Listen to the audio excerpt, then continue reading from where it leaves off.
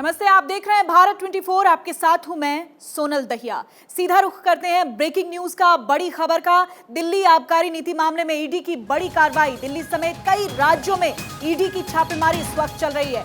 UP, Haryana, Chandigarh, Mumbai, Hyderabad में ED का छापा पड़ा है। 30 जगहों पर ईडी की ताबड़तोड़ छापेमारी चल रही है। दिल्ली की अगर बात की जाए तो दिल्ली के जोरबाग में ईडी की छापेमारी इस वक्त चल रही है। 6 राज्यों पर ईडी का शिकंजा। ये बड़ी खबर आपको दे रहे हैं। अलग अलग जगहों पर ईडी की छापेमारी चल रही है, जिसमें पंजाब शामिल है, हरियाणा शामिल है। हैदराबाद में इस वक्त छापेमारी चल रही है दिल्ली आबकारी नीति मामले ने।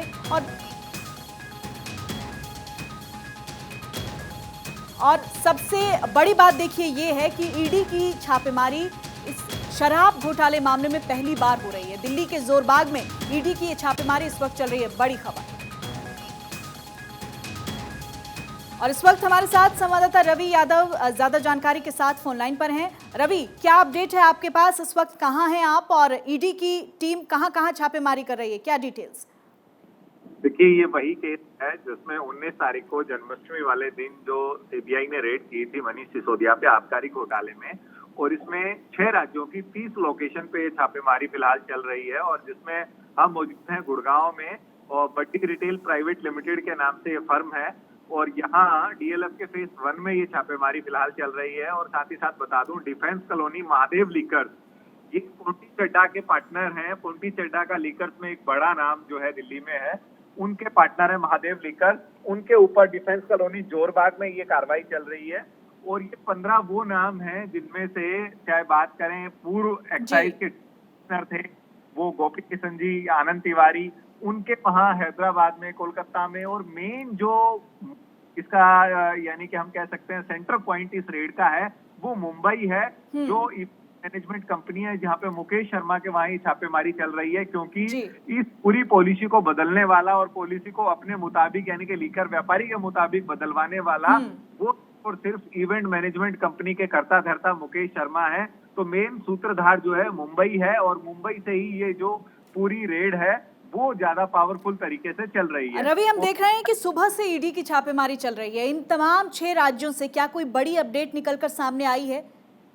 देखिए, कई जगह से जो लीकर के नए लाइसेंस इनको मिले थे और जिस तरह से इनका मार्जिन बढ़ाया गया था, पहले एक लीकर व्यापारी का मार्जिन था वो हम अपने दर्शकों को बता दें कि जो 4 से 6% होता था, और इस पॉलिसी में वो बढ़ाकर 12% कर दिया था। यानी कि ठेकेदारों को सीधा सीधा फायदा दिया गया था। ये मामला 144 करोड़ का तो ऑन पेपर है, लेकिन उससे कहीं गुना बड़ा है। और जिस तरह से बीजेपी ने कल जो स्टिंग ऑपरेशन जारी किया था उसमें 1000 करोड़ से ऊपर की भी ये बात आई थी। और इसमें जो कार्रवाई अब चल रही है 3 जगह से, हैदराबाद, मुंबई और गुड़गांव, वहां से कुछ दस्तावेज इस पॉलिसी से संबंधित मिले हैं जो नई पॉलिसी बनाई थी उनके, यानी कि सरकारी दस्तावेजों का लीकर व्यापारी के घर होना, ये एक बड़ी बात है जो अभी ईडी की टीम ने अपने कब्जे में लिए हैं। और इन लोगों को ये अंदेशा जरूर था कि ईडी जो है आप लोगों तक पहुंचेगी, लेकिन इनको ये पता था कि ईडी आप तक पहले ना पहुंच के मनीष सिसोदिया के घर पहुंचेगी। लेकिन इस बार ऐसा नहीं हुआ। मनीष सिसोदिया के रेड ना डाल के बाकी सभी लीकर व्यापारियों पे कसा गया है। जी बिल्कुल रवि, कई बड़े शराब कारोबारियों पर इस छापेमारी में शिकंजा कसा जाएगा। कुछ नाम जो निकलकर सामने आ रहे हों जहां पर ईडी की छापेमारी जिनके घरों पर चल रही है, दफ्तरों पर चल रही है। देखिए, ओखला में मैंने बताया महादेव लीकर है जो दिल्ली से है, और गुड़गांव के फेज 1 में ये जो है कार्रवाई चल रही है। बड्डी लीकर प्राइवेट लिमिटेड है, रिटेल के व्यापारी है, ये अमित अरोड़ा है, इनके यहाँ दिल्ली में कार्रवाई चल रही है। ये गुड़गांव वालों के पार्टनर है। यानी कि 15 नाम आपने देखा होगा सीबीआई के एफआईआर में थे, लेकिन जगह ये कार्रवाई है। यानी कि जो को पार्टनर इन 15 लोगों के हैं उनके यहाँ भी ये छापेमारी है। बेशक एफआईआर में सीबीआई की सिर्फ 15 नाम हो, लेकिन नंबर 16 पे अदर एक कॉलम खाली छोड़ा गया था, जिसमें अदर यानी कि जो इन्वेस्टिगेशन में दायरा बढ़ता है उन लोगों के नाम इसमें शामिल किए जाएंगे।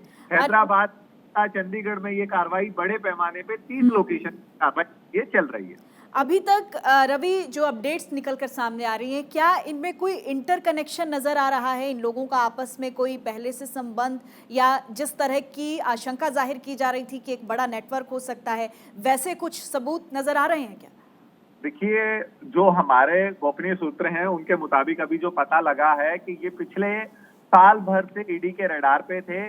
जो इनके फोन सर्विलेंस, इनकी डाटा डिटेल, कॉल डिटेल, वो सब चीजें मैच करके इस जांच का दायरा बढ़ा है और इस जांच को 15 लोगों से बढ़ाकर 30 लोगों पे किया है और ये और बढ़ने वाली है। मैं आपको बता दूं, ये फ्यूचर का जो प्लान है जांच एजेंसियों का, ये दायरा और बढ़ेगा, क्योंकि ये जो घोटाला है वो इस तरह के पुख्ता सबूत जो है चंडीगढ़ की रेड से मिल रहे हैं कि इस काले धन का जो 12% का मार्जिन ठेकेदारों का फिक्स किया था, उसके बदले ब्लैक मनी ली गई थी, जिसका उपयोग पंजाब चुनाव में आम आदमी पार्टी ने किया, जो अभी तक अपने आप को पाक साफ बताती नजर आ रही है। और एजेंसियां इस पूरे नेक्सस को जो है वो डिस्क्लोज करने में लगी है। और कल जी। आपने देखा होगा जिस तरह से सीबीआई के जांच अधिकारी की मौत पर सवाल उठाए थे और सीबीआई ने बहुत तिल मिलाते हुए ये कहा था कि इस तरह के क्वेश्चन हमारे ऊपर ना उठाएं, क्योंकि वो इस जांच को बिल्कुल भी इस तरह के सवाल जवाब से प्रभावित जी। नहीं होने। जांच एजेंसियां अपना काम करेंगी और वो स्पीड आज आपको देखने को मिल रही है ईडी की कार्रवाई से। ठीक है रवि, आप नजर बनाए रखिएगा इस पूरी खबर पर, लगातार अपडेट लेते रहेंगे। फिलहाल के लिए बहुत बहुत शुक्रिया।